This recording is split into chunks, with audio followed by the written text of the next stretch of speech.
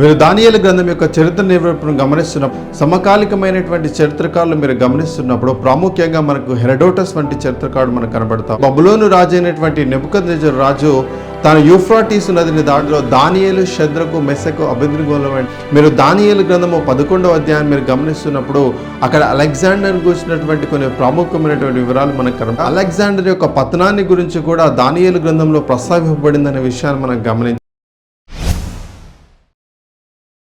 మీరు దానియేలు గ్రంథం యొక్క చరిత్ర నిరూపణను గమనిస్తున్నప్పుడు చాలా ప్రాముఖ్యమైనటువంటి విషయాలు మనకు కనబడుతుంటాయనే విషయాన్ని మనం గమనించాలి. చూడండి, మీరు దానియేలు గ్రంథం యొక్క మొదటి అధ్యాయాన్ని మీరు గమనిస్తున్నప్పుడు చాలా ప్రాముఖ్యమైనటువంటి విషయాలు మనకు కనబడుతూ ఉంటాయి. అదేవిధంగా మీరు గమనిస్తున్నప్పుడు సమకాలికమైనటువంటి చరిత్రకారులు మీరు గమనిస్తున్నప్పుడు ప్రాముఖ్యంగా మనకు హెరోడోటస్ వంటి చరిత్రకారుడు మనకు కనబడుతూ ఉన్నాడు. జెనఫోన్ లాంటి చరిత్రకారుడు మనకు కనబడుతూ ఉన్నాడు. అదేవిధంగా కొంతకాలానికి ముందుకు వెళ్తున్నప్పుడు జోసిఫస్ లాంటి చరిత్రకారులు కానీ మనకు ప్రముఖమైనటువంటి చరిత్రకారులు మనకు కనబడుతూ ఉన్నారు. చూడండి, మీరు దానియేలు గ్రంథం యొక్క పరిచయాన్ని మీరు గమనిస్తున్నప్పుడు మీరు మొదటి అధ్యాయం మొదటి వచనాన్ని మీరు గమనిస్తున్నప్పుడు యెహోయాకీము ఏలుబడిలో జరిగినటువంటి కొన్ని ప్రాముఖ్యమైన విషయాలు మనకు కనబడతా ఉన్నాయి. చూడండి, ఈ యొక్క దానియేలు గ్రంథం అంతా కూడా బబులోను యొక్క పురంలో జరిగినట్టుగా మనకు కనబడతా ఉంది.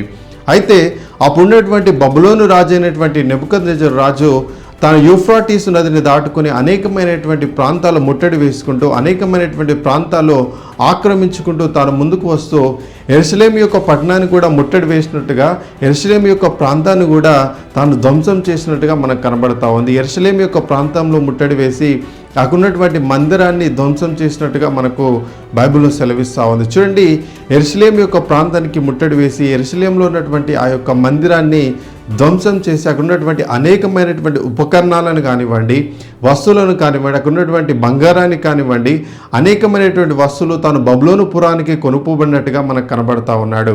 ఈ విషయాలు మనం గమనిస్తున్నప్పుడు కూడా బబులోనియన్ క్రానికల్స్ కూడా దీని గురించి సాక్ష్యం ఇస్తున్నాయి అనే విషయాన్ని మనం గమనించాలి. చూడండి, ఈ యొక్క చరిత్ర వృత్తాంతాన్ని మనం గమనిస్తున్నప్పుడు కూడా బబులోనియన్ క్రానికల్స్ కూడా దీని గురించినటువంటి సాక్ష్యాన్ని ఇస్తున్న విషయాన్ని మనం గమనించాలి. మందిరంలో ఉన్నటువంటి ఆ యొక్క ఉపకరణాలను మాత్రమే కాకుండా కొందరు వ్యక్తులను కూడా బబులోను పురానికి ఈ యొక్క నెబుకద్నెజరు రాజు తీసుకెళ్ళినట్టుగా మనకు కనబడతా ఉన్నాడు. అందులో ప్రాముఖ్యంగా మనం గమనిస్తున్నప్పుడు మంచి సౌందర్యం గలవంటి వారిని, మంచి విద్యా ప్రావీణ్యత గలవంటి వారిని, జ్ఞానము కలిగినటువంటి వారిని, అందులో ప్రాముఖ్యంగా మనం గమనిస్తున్నప్పుడు తత్వజ్ఞానం కలిగినటువంటి వారిని కూడా తను బబులోనుకు తీసుకెళ్ళినట్టుగా మనం కనబడతా ఉన్నాం. అయితే ఇందులో మనం ప్రాముఖ్యంగా మనం గమనిస్తున్నప్పుడు 4 వ్యక్తులు మనకు ప్రాముఖ్యంగా మనకు కనబడుతున్నారు.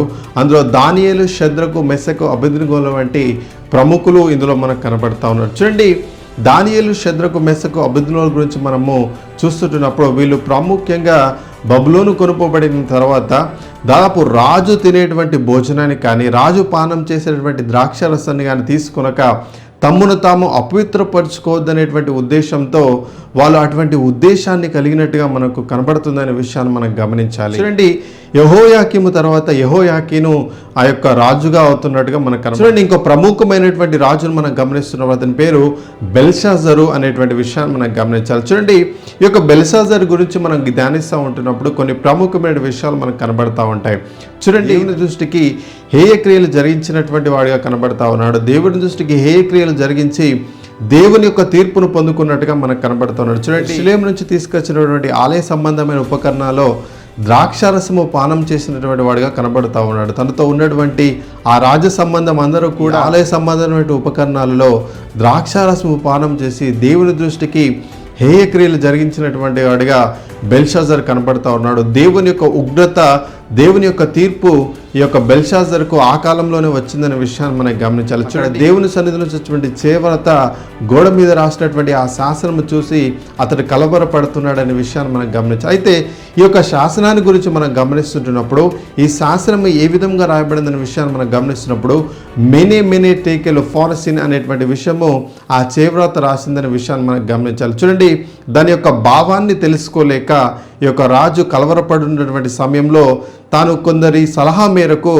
దానియేలు పిలిపించినట్టుగా మనకు కనబడుతుంది. దానియేలు దాని యొక్క భావాన్ని తెలియజేస్తూ ఆ యొక్క బెల్షాజర్ని హెచ్చరించినటువంటి వాడిగా కనబడుతున్నటువంటి విషయాన్ని మనం గమనించాలి. చూడండి, దాని యొక్క భావాన్ని మనం గమనిస్తున్నప్పుడు మెనే అనగా దేవుడు నీ ప్రభుత్వ విషయంలో లెక్క చూచి దాన్ని ముగించెను. చూడండి, టేకెల్ అనగా ఆయన నిన్ను త్రాసులో తూచగా నీవు తక్కువగా కనబడుతుంది. ఫేరెస్ అనగా నీ రాజ్యం నీ యొద్ద నుంచి విభాగింపబడి మదీయులకును పరాసీయులకును ఇయ్యబడును. చూడండి, దాని యొక్క భావాన్ని దానియేలు బెల్షాజర్కు తెలియజేస్తూ ఉంటున్నప్పుడు బెల్షాజరు చాలా కలవరపడుతున్నటువంటి వాడిగా కనబడతా ఉన్నాడు. చూడండి, దేవుని యొక్క తీర్పు బెల్షాజర్ మీదకి వచ్చినట్టుగా మనకు కనబడుతుంది. చూడండి, దాని యొక్క కలభావాన్ని తెలియజేస్తూ ఆ యొక్క చేవ్రాత ఆ శాసనం యొక్క భావాన్ని తెలియజేస్తూ దానియేలు ఈ విధంగా తెలియజేస్తూ ఉంటాడు. చూడండి, ఒకానొక దినమున నీ తండ్రి అయిన నెబుకద్నెజరు దేవుడు అతనికి మహాదశను కలగజేశాడు. అనేకమైనటువంటి రాజ్యాలు నీ తండ్రి అయిన నెబుకద్నెజరుకు అప్పగించాడు. కానీ ఒకానొక రోజు నెబుకద్నెజరు తన హృదయంలో అతిశయించిన నాడు, ఒకానొక రోజు తన హృదయంలో గర్వపడ్డ నాడు దేవుడు తన యొక్క మహాదశను తన ప్రభుత్వాన్ని తీసివేశాడు అనేటువంటి విషయాన్ని తెలియజేస్తూ, ఇవన్నీ తెలిసి కూడా నువ్వు ఈ విధంగా ప్రవర్తిస్తున్నావు అనేటువంటి విషయాన్ని అక్కడ తెలియజేస్తున్న విషయాన్ని మనం గమనించాలి. చూడండి, ఈ విధంగా దేవుని యొక్క తీర్పు బెల్షాజర్కు వచ్చినట్టుగా మనకు బెల్షాజర్ యొక్క రాజ్యం తీసివేసి దర్యావేషుకు ఆ యొక్క రాజ్యం ఇవ్వబడినట్టుగా మనకు కనబడుతుంది. అదే రాత్రి తాను దర్యావేషు చేతిలో హతమైనట్టుగా కనబడతా ఉన్నాడనే విషయాన్ని దేవుని తీర్పు హఠాత్తుగా బెల్షాజర్ మీదకి వచ్చినట్టుగా మనకు కనబడుతుంది. చూడండి, ఇటువంటి ప్రాముఖ్యమైనటువంటి విషయాలు మనకు కనబడతా ఉన్నాయి. అదేవిధంగా మీరు దానియేలు గ్రంథము 11వ అధ్యాయం మీరు గమనిస్తున్నప్పుడు అక్కడ అలెగ్జాండర్ గురించినటువంటి కొన్ని ప్రాముఖ్యమైనటువంటి వివరాలు మనకు కనబడతా ఉన్నాయి. అయితే మీరు దానియేలు గ్రంథము 11వ అధ్యాయాన్ని మీరు గమనిస్తున్నప్పుడు అక్కడ ఈ విధంగా రాయబడిందనే విషయాన్ని మనం గమనించాలి. అంతలో శూరుడకు ఒక రాజు పుట్టి మహావిశాలమైనటువంటి రాజ్యం నేలి ఇష్టానుసారముగా జరిగించును. చూడండి, దానియేలు గ్రంథము 11వ అధ్యాయం మీరు గమనిస్తున్నప్పుడు అక్కడ అలెగ్జాండర్ గూర్చినటువంటి ప్రవచన వాక్యాలు లేదంటే దర్శనాలు దానియేలు కలిగినట్టుగా మనకు కనబడతా ఉంది. చూడండి, ఈ అలెగ్జాండర్ని గురించి మనం గమనిస్తున్నప్పుడు చాలా ప్రాముఖ్యమైనటువంటి వ్యక్తిగా మనకు కనబడతా ఉన్నాడు. దాదాపు ఈయన మాసిడోనియాకు సంబంధించినటువంటి వ్యక్తిగా కనబడతాడు. తండ్రి అయినటువంటి ఫిలిప్పు ఒక రాజ్యాన్ని తాను చేపట్టినట్టుగా మనకు కనబడతా ఉన్నాడు.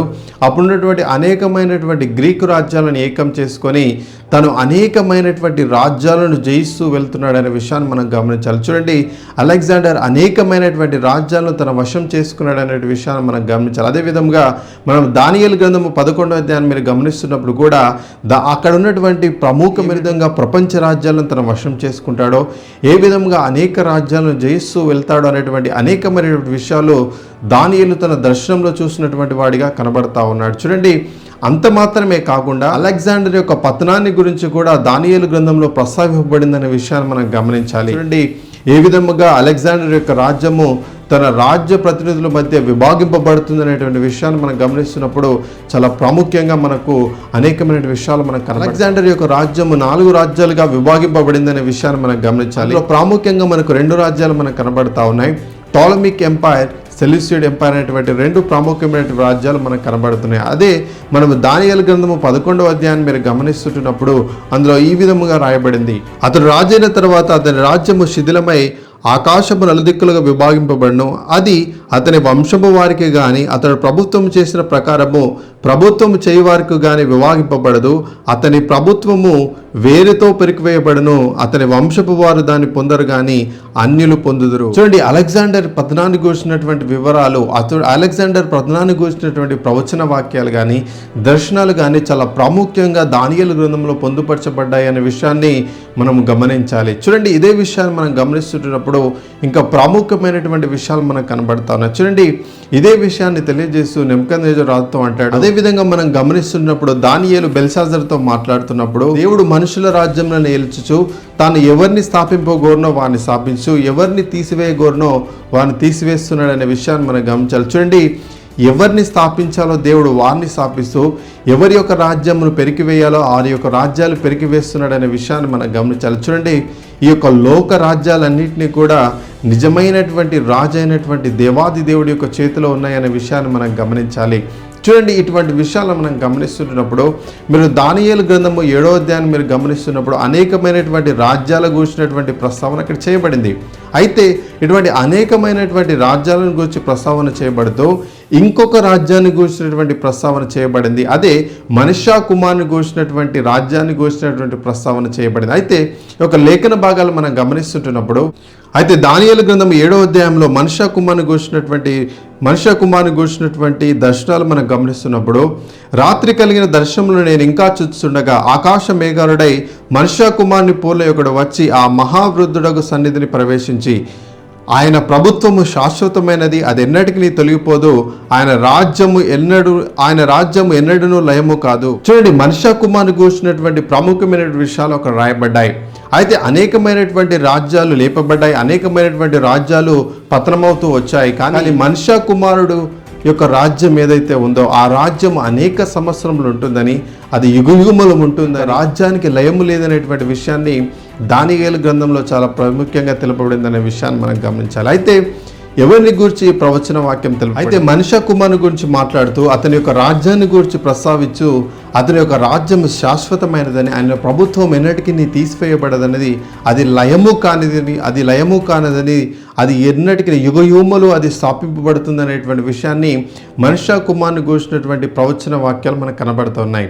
అయితే ఎవరి మనుష్య కుమారుడు, ఎవరిని గూర్చి ఇక్కడ దానియేలు గ్రంథంలో ప్రస్తావింపబడిందనే విషయాన్ని మనం గమనిస్తున్నప్పుడు అది ప్రభు అయిన యేసుక్రీస్తు ప్రభులు వారిని గూర్చినటువంటి ప్రవచన వాక్యాలు అనే విషయాన్ని మనం గమనించాలి. చూడండి, ఈ యొక్క వృత్తాంతములు మనం గమనిస్తున్నప్పుడు, మనం చరిత్రకారుల వృత్తాంతాలను మనం గమనించినా కూడా, మనం బైబిల్లో ఉన్నటువంటి వృత్తాంతాన్ని మీరు గమనించినా కూడా అనేకమైనటువంటి రాజ్యాలు మనకు కనబడతా ఉన్నాయి. ఒక రాజ్యం వెంబడి ఒక రాజ్యం లేపబడతా ఉంది, పతనమైపోతూ ఉన్నాయి. కానీ అయితే ఈ రాజ్యం ఏదైతే స్థాపింపబడుతుందో, యేసుక్రీస్తు ప్రభుల వారు స్థాపించినటువంటి రాజ్యము ఇది యుగయుగములు ఉంటుందని, దీనికి అంతం ఉండదని, దీనికి లయం ఉండదనేటువంటి విషయాన్ని దానియేలు గ్రంథంలో ప్రవచింపబడింది. చూడండి, ఈ విషయాలు మనం గమనిస్తున్నప్పుడు, అయితే ఇది ఎటువంటి సంబంధమైనటువంటి రాజ్యం అనేటువంటి విషయాన్ని మనం గమనిస్తున్నప్పుడు, అది ఈలోక సంబంధమైనటువంటి రాజ్యము కాదు, కానీ అది పరలోక సంబంధమైనటువంటి రాజ్యం అనే విషయాన్ని మనం గమనించాలి.